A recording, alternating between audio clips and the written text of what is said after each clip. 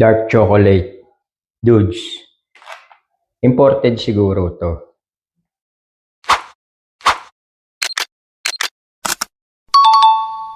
Yung packaging niya, oh.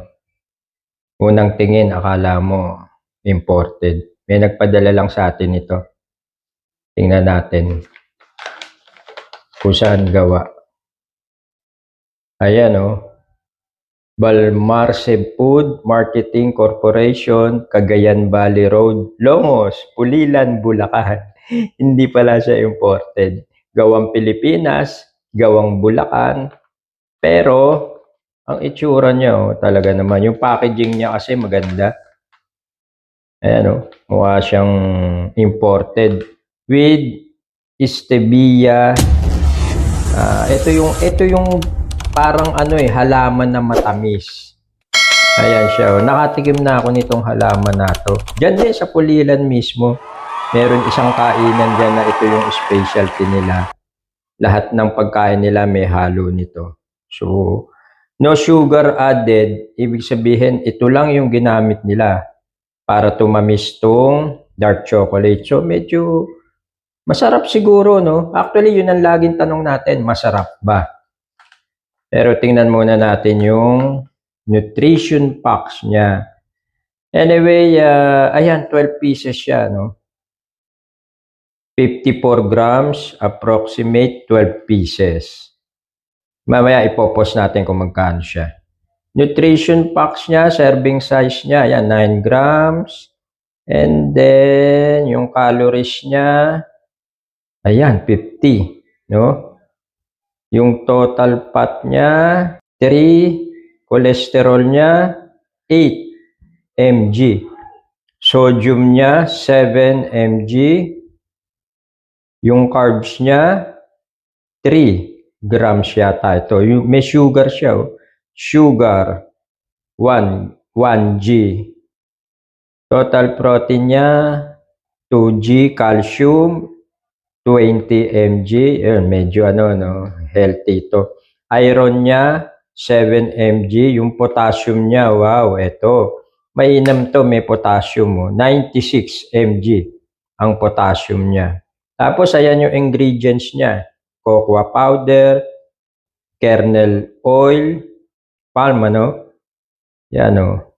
Basahin nyo, whey powder, full cream milk, sweetener, and may halo rin siyang iodized salt, saka artificial flavor. Ayan, inilapit na natin. Allergen information, contains milk and soy. Expiration niya, December 15, 2026. Lagi ko sinasabi, maging aware kayo sa mga binibili nyong produkto, yung expiration date niya. Para hindi sayang yung pera. And then, ngayon, ito na yung tanong, masarap ba? It's about time para buksan natin. Ayan, oh. Wow. Tingnan natin kung paano ang packaging niya sa loob. Wow.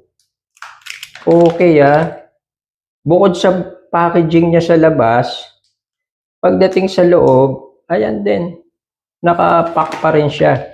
Buhusin natin dito. And then, tikman natin ngayon kung masarap ba siya. Tandaan nyo, siya, no sugar added. Tikman natin. Ayan ang itsura niya. Ilabas na natin. Ayan siya.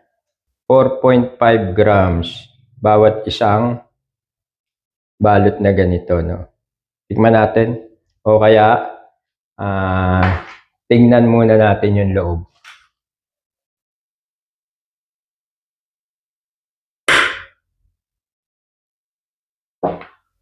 Uy, solid. Solid na chocolate. Dark chocolate siya talaga. Solid, oh. Solid na chocolate.